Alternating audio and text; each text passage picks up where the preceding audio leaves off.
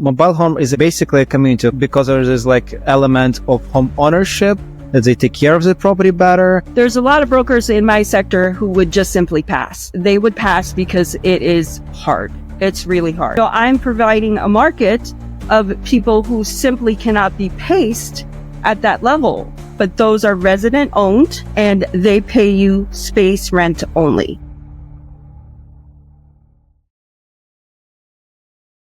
Hello everyone and welcome back to the Path of Progress. I'm your host Alex Kononov, and today's guest has built an impressive career in real estate sector. She's done a lot of things, from property manager, mortgage brokerage, and mobile home park investing. Joining me is Emma Norman, who currently owns and operates 2 mobile home parks and is now focused on scaling her portfolio and taking her real estate journey to the next level. Emma, welcome to the show. Hi, thank you, Alex, for inviting me, and thank you for sharing your audience with me. It's always deeply appreciated. I do work as a commercial mortgage broker with Eastern Union. I happen to be part of the MHP division. They recruited me as early as 8 days because they figured out real quick that's the only deals I was going to bring in is mobile home parks. There's a definite need as far as the lending sector goes for operators, owners and operators in that particular sector. And I didn't realize that I just had stepped into a huge, vast niche, and I was providing a service that they so direly needed. So that was very helpful. I had used my past experience as a property manager to be able to speak the same language because I understood it from that point of view. And that really helped with my credibility and legitimacy. Love it. So that was a pretty easy take as well. And that further took me down the path of progress to being in actual deals with various investors. Okay. How do you discover real estate in general? You said, did you start property management first, a career, right? Tell us a little bit about that. How did you start it and why did you decide to be a property manager? It's a real tough job, I know, from my own experience. Yeah, it is. So actually, my career in real estate and my interest in real estate actually started about 20 years ago. I would say as far as 25 years ago. I had the fortunate experience of meeting a young man who ended up being my father-in-law later on. And his father-in-law tried to mentor us and tutor us in real estate because he was actually a single family developer. He did plats anywhere from 12 to up to 150 plats. So we had that fortunate relationship that was part of our family to learn from. At which point, of course, my interest was there. They recruited me as a realtor for a year or two. And then life took me somewhere else. I got to get pregnant. So it's very there important. Was a 20 years. So there was a 20-year stall and we ended up being divorced. But my passion for real estate never stopped. While we were still married, I was doing speculation, picking up single families pre-2008 bust. Pretty much anytime you picked up a single family, no matter where you were guaranteed that appreciation of 12 plus interest, 12 plus appreciation value. So that's what I did. I picked up 1 or 2 single families. I would occupy them with tenants on the rent to own basis. And then if they couldn't buy it, I would sell it. And I did that a couple times. And then that moves me forward into the next romantic relationship where I had the unfortunate experience of having a partner who didn't quite produce. So happens. I went ahead and produced for him is what happened. And I used my realtor experience into property management, into mobile home parks. So Alex was telling me that sometimes people don't know what mobile home parks are. And I've been so deep into this sector that the thought of a person not knowing what they are is, mind blowing for me. I know people from Northeast, they don't know, whereas people live in Boston, New York, and they're like, what is mobile home park? So do please tell us what it is. Describe it so people can understand better the feel of it and what's the point of mobile home park when you have a real house. Please do. Absolutely. So in a Class A situation, they would prefer to be labeled as manufactured housing communities. You are looking at homes then and there that you will expect to be paying anywhere from $100,000 to $250,000, sometimes upwards of $300,000, depending on depending on your geographic location. And then when you're into Class C's, it's generally accepted to be labeled as a mobile home park and as far as a trailer park, which whenever I'm in that situation, I am free. I liberally eradicate that. I'm like, you're not calling my home a trailer. I don't care who lives in it. It's not a trailer. So let's define that. But can you clarify, do they have wheels, those houses? Okay. So some of the homes do in a class B minus to C all the way on down. They are on axles. We actually get rid of the wheels if we can, or we keep them on there, but they're really irrelevant to the investor. They become much more relevant to your lender because they always want to sell you that they can't lend on it because they can take away that home anywhere they want to. But if you truly understand your tenant base, they can't afford that. They won't do it. They can't do it. They can't afford to leave their present resources, where they're employed, their family, their friends. They don't want to. The likeliness of you finding a tenant who has lived in the same park for over 20 years is astronomically high. It is not as scarce as perhaps in like apartment buildings. So they don't have the urge or the motivation to move that home. And that's always going to be a part of the argument between you and the lender, but just know that's false. Unload it. Okay. It's not true. But let's clarify for listeners. A mobile home is a community, basically a community, a plot of land that have multiple manufactured homes on this land. It has to be properly permitted, right? It has to have water, electricity, sewer connected to each of those houses. Is it correct? Yes.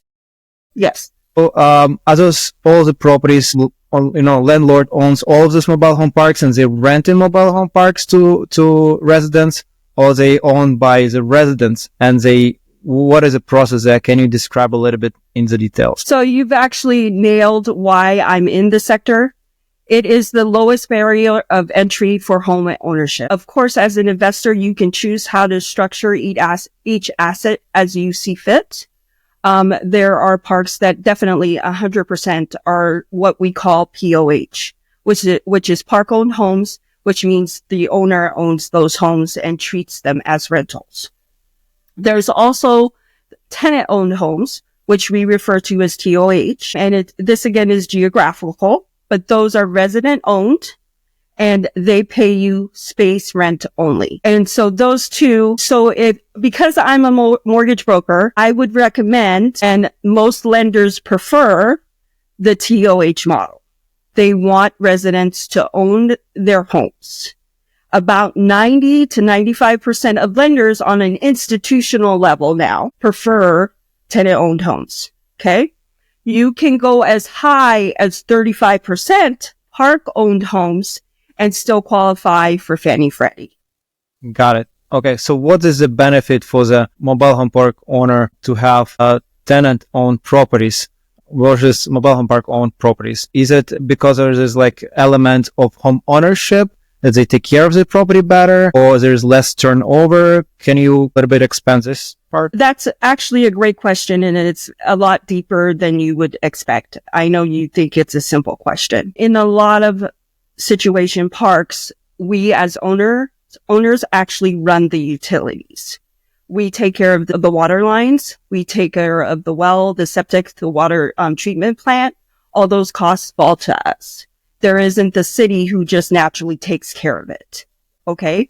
So if I'm in a situation where I get to choose, do I have to take care of all of the breakages that will happen during the winter because the infrastructure, again, is very different from city water and city sewer.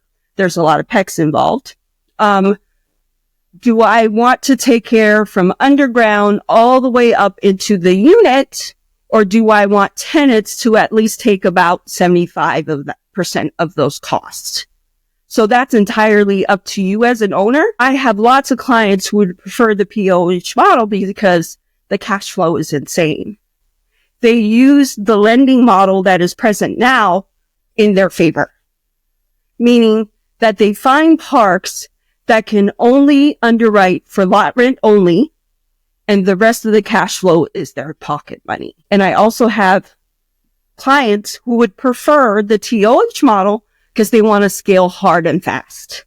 They know that it's a well-accepted asset in our sector, and they want to pick up and go, pick up and go, pick up and go. Okay. And what happens if the tenant if it's a tenant-owned home and they don't pay for the land lease, for the land rent, and for utilities? Can you just evict them like a normal eviction through multifamily, or is there a different process in place? So because I've only been property managing mobile home parks, I can't really speak in the comparison to apartment buildings. I don't have the real life experience. I just have hearsay from clients. So if I was to evict a tenant who owns their home, it's actually almost as simple as evicting a park owned home. So I wouldn't necessarily go for the eviction. I would go for cash for keys.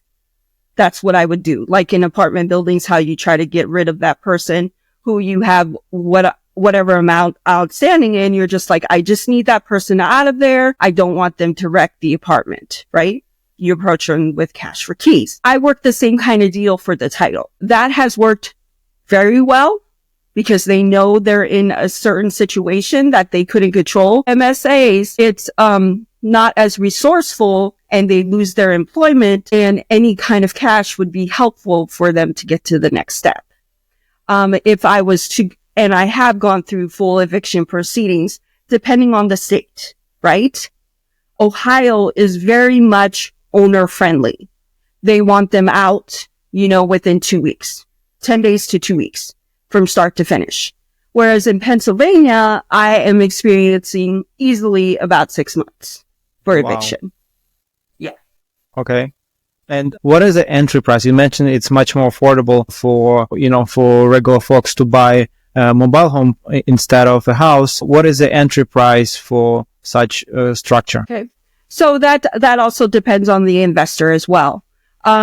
If I'm an investor who works friendly with other investors who are interested in just the homes, I would be willing to work out any tiered deal that makes sense. If it is they have a long-standing presence in our sector, and we all know that person is credible and viable, I might work out a deal where they can have a home or two in one of my parks, and that would be as low as, $500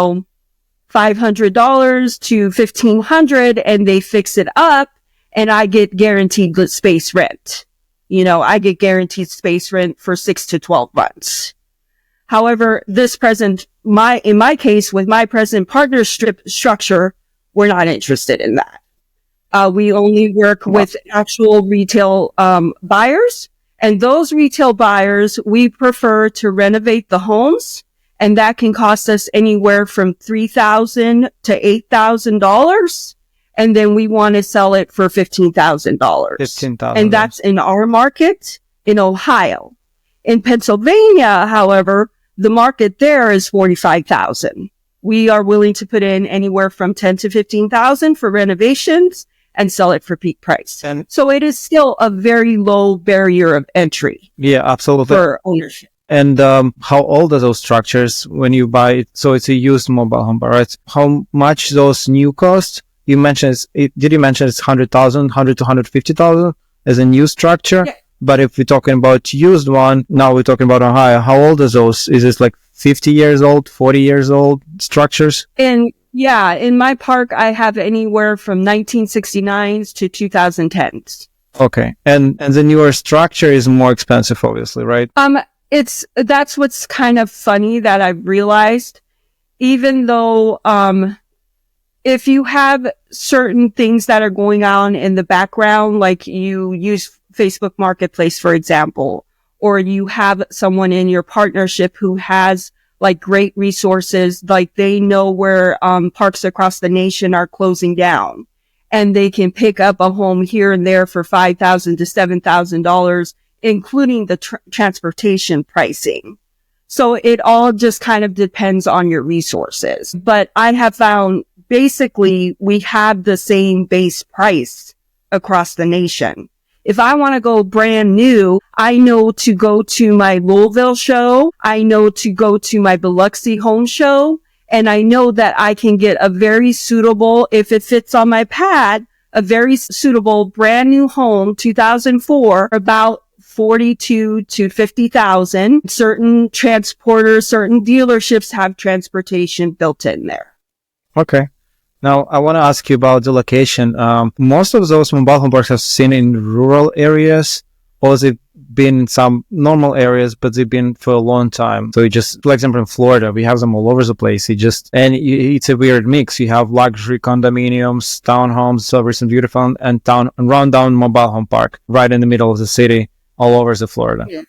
So it's kind of funky mix, but tell us about the areas that you work in Ohio. You look in Pennsylvania, you look in Maryland right now, you said. Where do you see those usually placed? Is it out of the city? How far are those? So we usually see them in Ohio and Pennsylvania outside of the bigger MSAs. We're usually looking at the terrestrial markets, very, very small MSAs.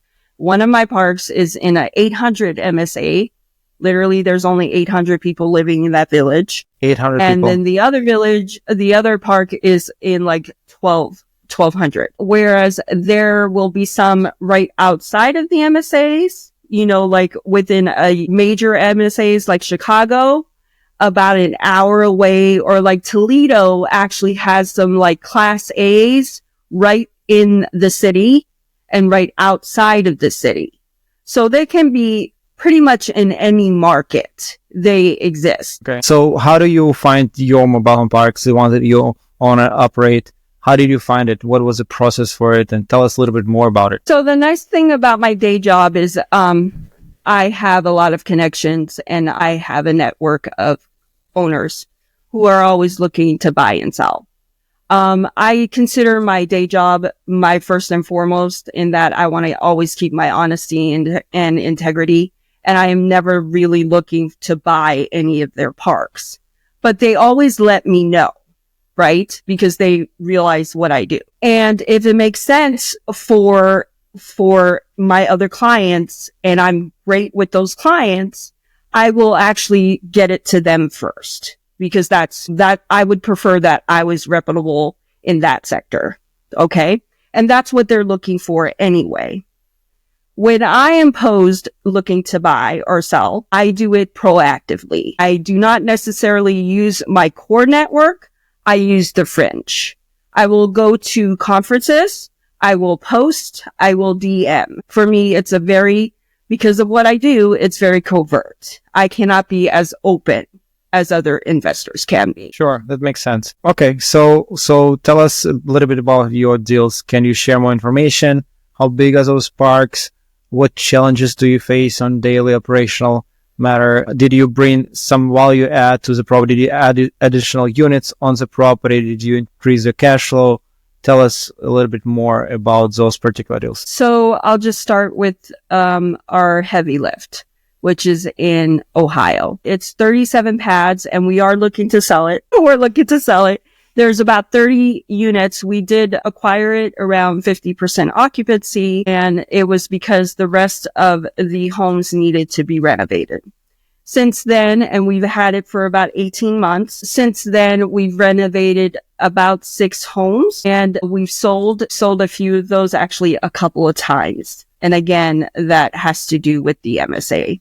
When they lose employment, I have no choice, So we are continuously trying to bring in better tenant bases. I have been working with a realtor there who I adore. She actually has brought me really strong tenants. And then sometimes it's a 50-50 shot, got to keep that cash flow going. As far as infilling units, we had planned on doing that. However, the lots and the village has a lot of restrictions. In Ohio, you have to actually have concrete run-ons at least, which is just 2 slabs of concrete and you run on the mobile home and then hopefully have a little pad there, but you don't necessarily have to have a little pad where it ends up. Just the support under the exhaust. Just the support. Yes, the wheels and everything else, which is kind of funny because when you get under a mobile home, which I've done many, many times, none of those wheels are ever on the ground. They have to be set.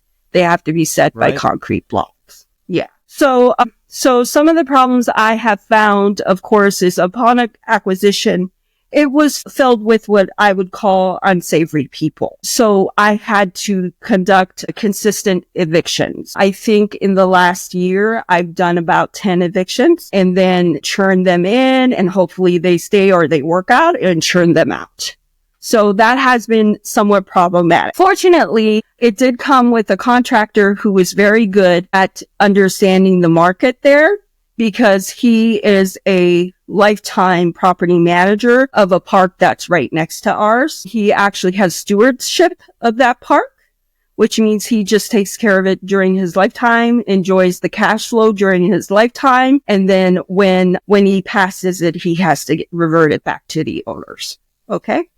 But we've been able to use his services and his knowledge of how to deal with the village. That has been a definite positive.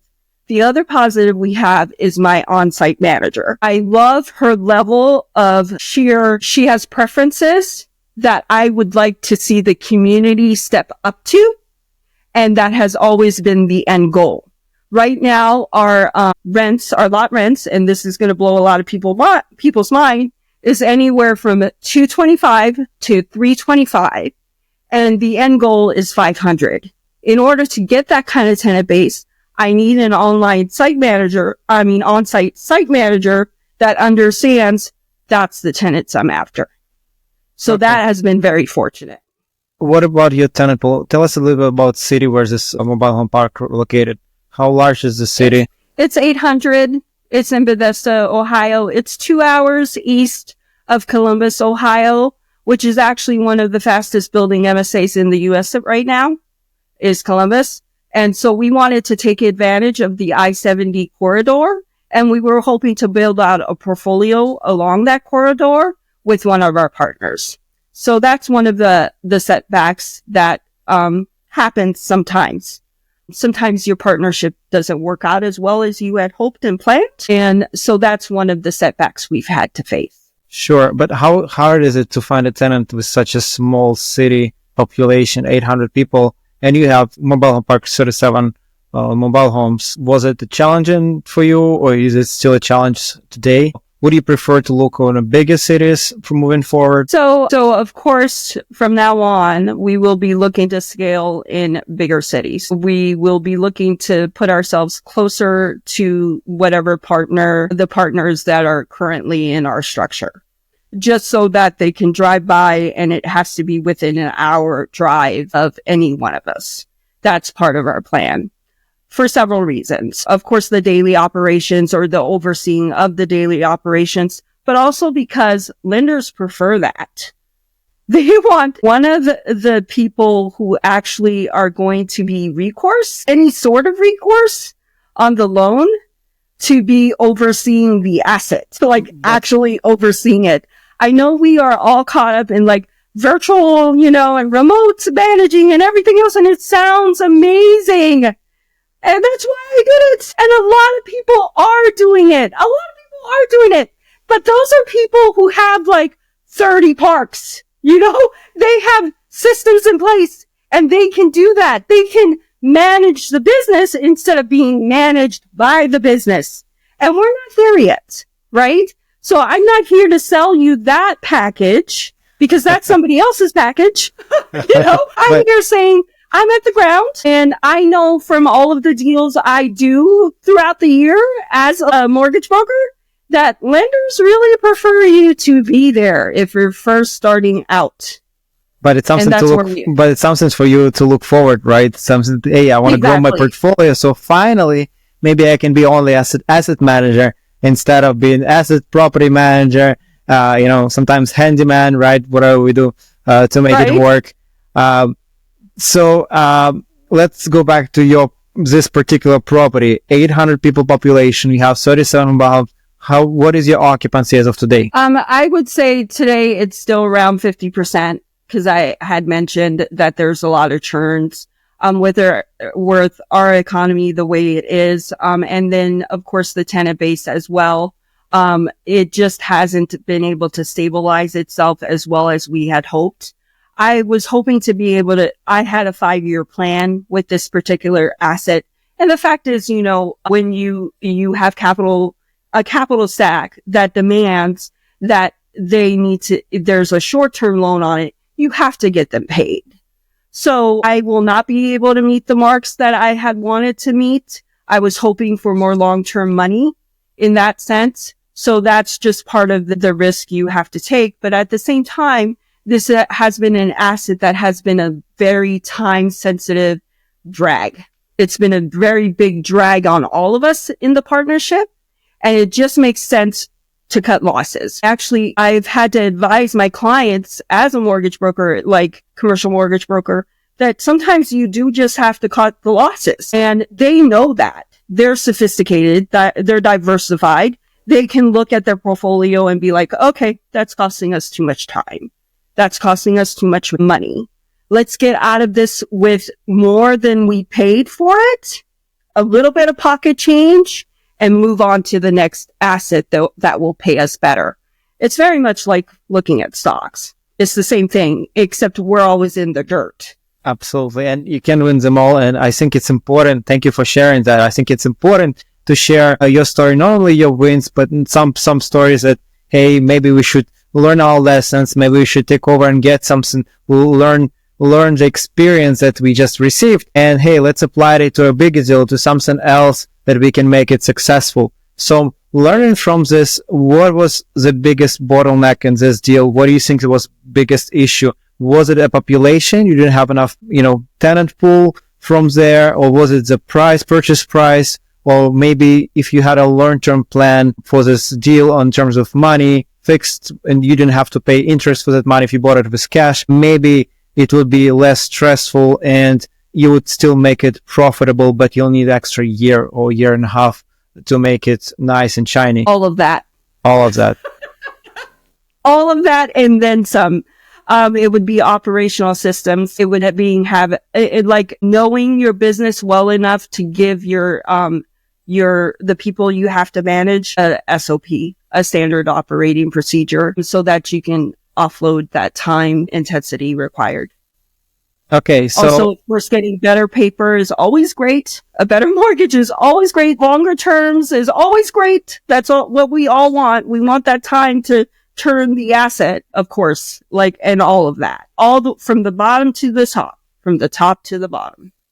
I have 2 follow-up questions on this particular topic. First one is a population. So in your experience right now, if you look I know you're looking for another mobile home park. So what is your buy box nowadays? How far you want to be from MSA and how large are you looking for those MSAs to be so you'll be comfortable pulling the tenant base to your mobile home park? Yeah. So since that's great, I would probably be I'd be comfortable anywhere from 8,000 to 12,000 MSA. I'd be comfortable there because I've seen successful operations there. And then I've not only have I been in the MHP sector for a while, some of my partners have been in it for longer. So I'd be comfortable in those markets. Of course, everybody wants the pretty girl really bad, and they want to be able to buy in the middle of Columbus, but we recognize where we are currently in our stages. And so we would want to be an hour away from wherever. Some of my partners are in, Maryland, and then some are in Ohio and West Virginia. And so that would be some of our parameters. And of course, whether or not we can get one of our many lenders who are actually kind of our friends as well to actually want to fund the mobile home park. It is a crucial aspect of investing, period. And I'm sure everybody who's watching knows that. So any mobile home park that one of our bankers would be like, yeah, we'll fund this, will be of the most interest to us. And we don't want to catch ourselves necessarily in a syndication. On the next few parks, it depends, like, if we can stabilize some of our portfolio so we can take more of those risks, like a 3-1 or a 4-1 situation, of course, that would be ideal. 4 stables, 1 value add, heavy lift, and working ourselves up to there, that would be ideal. Like a diversified portfolio, so we have very balanced risk reward ratio on those mobile home parks. And I mean, JVs make sense, joint ventures. It's easier to manage, easier to talk to partners, an easier process, everything if you need more time to stabilize the property. What size of mobile home parks would be a sweet spot for the lenders? So let's talk a little bit more mortgage broker experience for mobile home parks.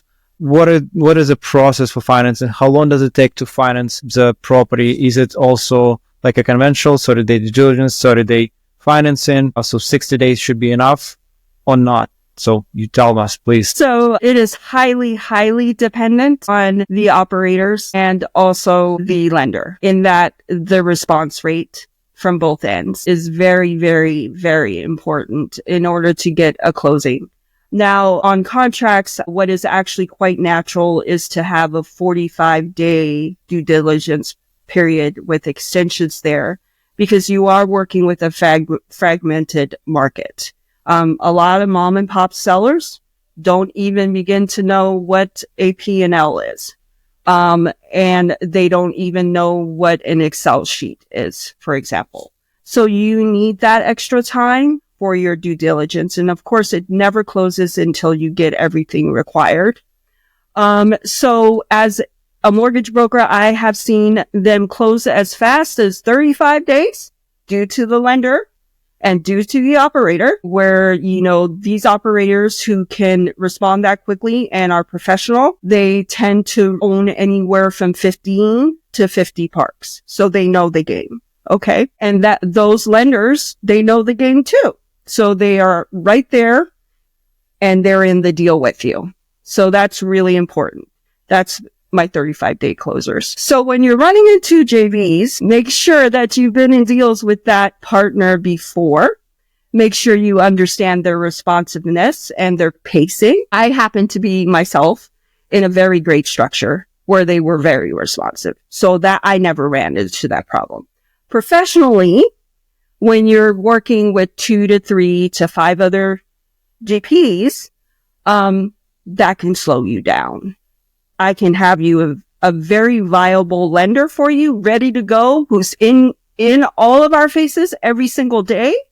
But if you've got a couple of partners who aren't turning it in, you're looking at about 90 to 120 days to close. And is there a sweet spot in terms of how many mobile homes in the park? Yes, absolutely. So definite preferences given to 100 plus sites. I don't know what else to say. I know it's highly competitive, highly competitive. And that's the point.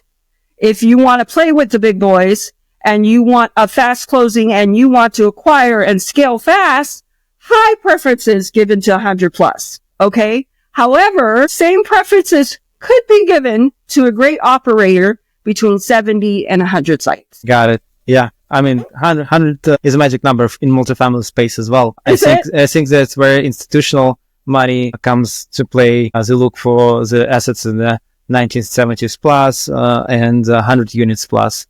They don't touch anything less than 100 units. Right.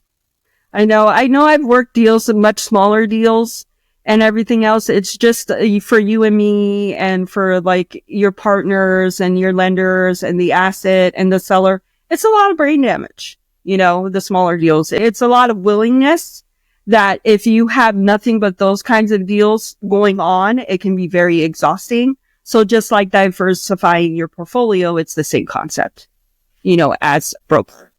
And what about smaller deals, but they have value add piece? For example, let's talk about 20 units, right? Mobile home park, but there's plenty of land next to it that you can add additional. How hard it is to add additional lots to existing land? So I'm going to be perfectly honest here, right? There's a lot of brokers in my sector who would just simply pass. They would pass because it is hard. It's really hard. What's fortunate about Eastern Union, it's still hard. We're not giving you guarantees. However, we will keep going until you call us off. That's the difference. Okay. Even if it doesn't seem like we're doing anything, we still are. We're still pushing that deal. And there has been situations where we've broke bones to get it closed. So you definitely utilized our personal relationships to get these deals closed. So you're basically closing it as it's like it's 20 without any potential. You just don't underwrite for potential for the lender. But yes, generally speaking, have you filled any additional lots in your experience, or have your partners maybe doing this kind of stuff? What is the process for it? Do you go through the city, or do you just fill this land, make sure everything's lined up? How do you do it right? So you would have to check with your city first because, the permits there can range a lot. For instance, in our village, it is $2,500 to have anything of that size transported in. So being outside of city limits would be more helpful for you. So you would start there, and then what we have utilized, because we are in that market, is Facebook Marketplace to find used homes that are within certain parameters that we can handle, financial parameters. Then you would contact your transporter and hope that transporter also has a setting team for you. So then you would have the correct, measurements for the home that you want and need. And then you call your transporter. Then you would have your on-site and make sure while they're setting and everything else that setter has hooked up your utilities to the home as well. So you can't just prepare a standard base for the mobile home. So first you need to have actual home, and then you prepare a base and everything for this particular mobile home. Can you just have one standard structure pre-made and like add additional 10 pads for your mobile homes and then start filling them slowly, looking for those mobile homes? Or it doesn't work the same? You definitely can do that. I was speaking for my market as an investor, so I'll talk about my clients. They do have certain people who will manufacture for them off-site and get that better deal. They definitely have that. And as far as constructing the pads, if needed in their state, they have that system set down. Yes. So they would definitely start with the lot improvements, and I'm sorry, I totally jumped over that. They would start with the concrete padding needed. They would start with the electrical, the pedestal needed to carry whatever voltage needed for the home that they expect, anywhere from tiny homes, which can be very short for your short pads, or, a very long pad. So they would incorporate all of that infrastructure. They would have to re-up the sewer and re-up the water as well, just because it's been there. And in our sector, it is not uncommon for those lots to have sat there for over 20 years. It doesn't necessarily mean that they're going to work out, And so that is definitely in cases where you want to expand, you have to get an engineer before you even start talking to the city. And then, they have to talk to each other about how big those lots are going to be and where to connect all of the utilities. And you have to go and you have to connect those utilities to the actual lots. And then you have to decide with the village and everything else, what the pad size is going to be and if that's viable. Okay. So if you're going through due diligence, you found the mobile home parks that you're trying to buy. There is some open land. What would be your steps going? Would you go to the city and ask, hey, is this even feasible to do there? Or you have to pay engineer, go through the process during due diligence? What would be the easiest way to do it? So I have worked with a lot of acquisition managers who have actually, I go through due diligence with them. And actually your first step is making sure that the seller actually owns the place that he says you can expand. That's your first step. So when you go on site and you're like, wait, what's going on here? Yep. He didn't mention this. And so the second step would be, of course, making sure it's zoned and the density is viable for you. The other step on due diligence would be checking with the city if in their future codes, they are planning to actually condense your lot size of the existing mobile home park. And just if what happens in that situation is if one of your homes becomes vacant, and they tell you, no, you have to get rid of that home because now in order to make that one lot, we need two of these lots. So there's a lot of things as far as due diligence goes, a lot of little intricacies to go through. I could talk for 10 hours about that. So you're always looking for the upside because that's the point, is to look for the upside, of course. But you also have to mitigate what possible losses, and they are very high in mobile home parks. The fact is, the villages and cities are consistently trying to get rid of them. It's a NIMBY situation, which I'm sure a lot of people not in my backyard are facing as apartment building operators as well. You really kind of feel it when you're a park owner. We are grateful to the new guy, Scott, who is pushing our agenda. And, he's had like a lot of speeches on Capitol Hill toward manufactured housing. But however, on the ground, it's tougher. It's just tough. No, but I think it's still a great model. People need affordable housing. I think it fixes a lot of issues in the country on affordable housing and ownership. So people still can own the property and, have a safe place that they can call a home, right? Well, yeah, a great point is like the average mortgage right now is about $3,000 a month, right? I'm giving lot rent at $225 to $500 over here. I'm providing a market of people who simply cannot be paced at that level, because we're talking about a part of the population who is on disability and Social Security, so there's a whole sector that still requires housing. So yeah, that's the part of the market I'm at. And they don't pay, they don't pay real estate tax, right? Because no, you pay for the land, right? Yes. We pay for the land. And then also, if they own their home, they have personal property taxes for the home itself. But we pay for the land. But if we own the home, we pay personal taxes as well. Wow. You just dropped a lot of knowledge on me, and I got inspired to go and look for mobile homes now. I like how you have this experience of, hey, I'm a property manager, but I'm also a mortgage broker for mobile home parks. And I'm homeowner operator for mobile home parks. You just have this all tied in all together super nicely. And you have this experience of actually not only just property manager, but from asset management standpoint, you're like the owner of this place.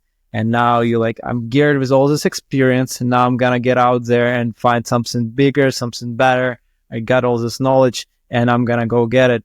So share with us, what is your next acquisition look like? Where do you look your next mobile home park? And maybe one of our listeners will have that and would like to contact you.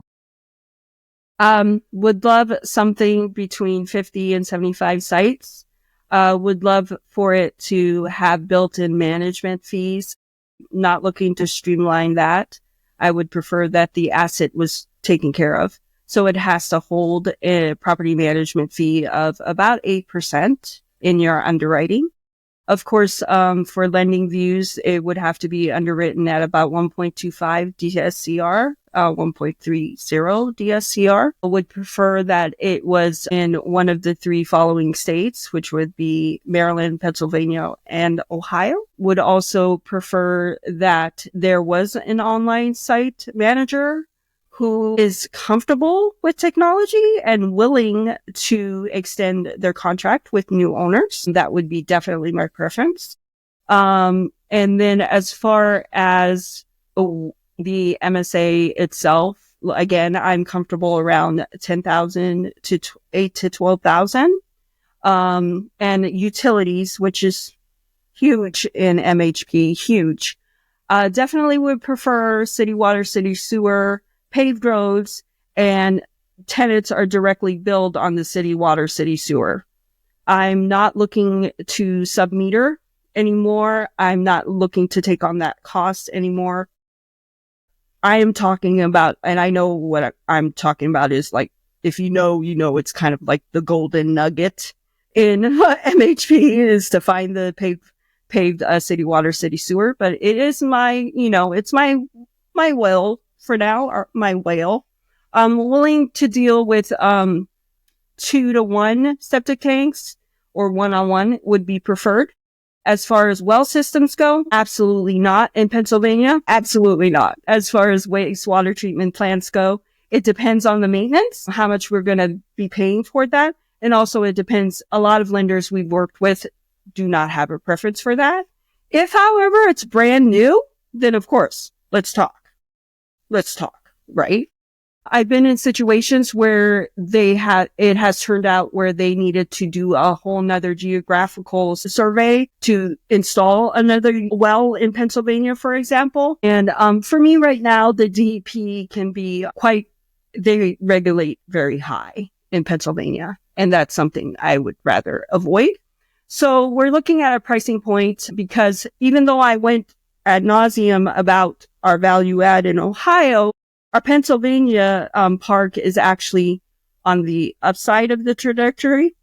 So we would be looking at about the 1.2 to 1.5 mark in Pennsylvania. Very good. Listen, it's all exciting. I got excited myself. So for people who want to start investing in mobile home parks, what will be your one biggest piece of advice? Definitely get a strong partner. And I'm speaking from both the operational side as well as lending side. Make sure you have one or two strong partners to sign on your loan, to take recourse and everything else. But also you need a really strong operational partner who has management systems in place, and preferably a crew, like their own construction crew, so you can vertically integrate that into your system. A lot of the clients I work with and everything else, they have consistently done that every time they better their systems more and more, so that their bottom line is, it's not only better, but like controllable. I think all of us don't like unforeseen costs. And when you own more of those working components, you can see more of those foreseeable costs. And so if you're able to get yourself in the room with a partner like this, make them your best friend, make them your mentor. Listen to everything they have to say and be like super, super quick about it. Super, super quick. And not only be working on that one deal with them, get multiple deals in front of them. If you're looking from the standpoint of, I just want to get in. If you are a capital investor, you know what you're looking for. You're seasoned in whatever asset class you've already been in, and you're looking for the same template, an MHP. It's the same thing. It's, again, because it is fragmented, there'll be a little less jewels, a little less gems to find that have all those pre-qualifications that you've had in other sectors. And that's why a lot of people would view this sector as riskier, because of the operational services required. And a lot of it is very murky. Some of us are dealing with the village on a daily basis to just handle the basics. That's not happening that I've heard from other sectors. I might be wrong. You can tell me. Totally open to that. So yeah, but I would be looking for a strong partner if you want to get started. If you haven't had your first mobile home park. And that's the part that's kind of devastating too on the lending side. Because lenders don't understand MHP, they don't really care if you have over 1,000 units in apartments. They don't care if you fixed and flipped 50 houses. And it has to do with the high level negotiations that are required as an owner operator of a sector that they're trying to close out, and at the same time try to institutionalized at the same time on the higher end. We have our great friends, Sun Communities, all of those big REITs that are always working the back. I don't know if you've heard, but like literally Blackstone just bought over $5.5 billion off of Sun Communities in RV parks, MHP parks, and both marinas. So they are like our bigger friends, UMH and stuff like that. There are big deals happening, and they are giving us some great focus, great positive focus. And, that is for you to utilize as well. But, slowly build. I like it. Step one, network in the right partner who's experienced, and try this with someone else who already doing it on a larger scale. I love it. Yes. Emma, I have one last question for you. If someone want to get in touch with you and, ask for your experience or expertise on some mobile home parks, or maybe partner up with you on a deal, how they can reach to you? So you can reach me always via Facebook. You can DM me at Emma Norman, and you can always reach me via text as well. 330-314-4878. You can always reach me via email. If you are looking to put deals in front of me, for me personally, and again, this is about, keeping the boxes separate. If you have deals that you're interested in me as a partner, it would be E.L. Norman Property Management LLC at gmail.com. And I'm really sorry about that because I was super excited. Don't worry about it. We will drop all of this information into the description box, like you said, and we'll tag and highlight you, and we'll tag you on every post. So if someone want to get in touch with you and they find you on Facebook or Instagram, they'll be able to find you or LinkedIn. Yes, LinkedIn as well. And also on financing as a commercial mortgage broker, you can reach me at enorman@easternunion.com. And that's for, you just want For finance. the lending side, for mortgage broker. You Got just it. want financing. We start at $1 million and up for Love loan it. proceeds. That's great. Emma, it's been great having you on the show. Your journey is inspiring and I learned a lot. I really appreciate you coming up today. Thank you for having me, Alex. I really appreciate it. This was a lot of fun. Great to meet you. Thank you. Likewise. And to everyone watching, don't forget to like and subscribe for more inspiring stories. Keep moving forward. See you next time.